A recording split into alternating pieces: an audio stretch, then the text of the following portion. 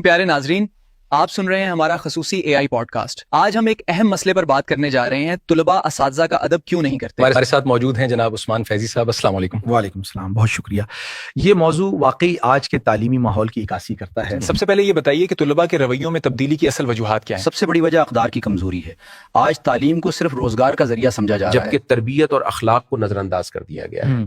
इसी वजह से अदब कम होता जा रहा है। उसमें वालिदैन का किरदार कितना अहम है। वालिदैन का किरदार बुनियादी है। बच्चा वही सीखता है जो वो घर में देखता है। अगर वालिदैन असातिज़ा की इज्जत करेंगे तो बच्चा खुद ब खुद अदब सीखेगा। क्या सोशल मीडिया और मोबाइल फोन भी इस मसले की वजह है? जी बिल्कुल, सोशल मीडिया ने हर शख्स को अपनी राय देने का आदी बना दिया है। तुलबा असातिज़ा को दोस्त समझने लगे हैं, जिससे एहतराम कम हो जाता है। असातिज़ा और तुलबा के दरमियान फासला क्यों बढ़ रहा है? वजह यह है कि मुकालमा कम हो गया है। उस असातिज़ा दबाव में हैं और तुलबा बेतवज्जुही का शिकार हैं। जब राब्ता कम होता है तो बदगुमानी बढ़ती है और अदब मुतासिर होता है। इस्लामी नुक्ते नजर से उस्ताद का मकाम क्या है? इस्लाम में उस्ताद का मकाम बहुत बुलंद है। नबी करीम सल्लल्लाहु अलैहि वसल्लम ने इल्म सिखाने वाले को अफजल करार दिया। आखिर में इस मसले के अमली हल बता दीजिए। अमली हल ये हैं, वालिदैन घरों में अदब सिखाएं, असातिज़ा नरमी और हिकमत इख्तियार करें, तुलबा इल्म के साथ अखलाक सीखें, अदारे अखलाकी तरबियत को निसाब का हिस्सा बनाएं। नाजरीन, आज के पॉडकास्ट ने हमें यह सबक सिखाया कि उस्ताद का एहतराम दरअसल इल्म का एहतराम है। अगर हम असातिज़ा का एहतराम करेंगे तो तभी इल्म हमारे लिए फायदेमंद होगा। उम्मीद है आपको आज का पॉडकास्ट पसंद आया होगा। अगले पॉडकास्ट तक इजाजत दीजिए।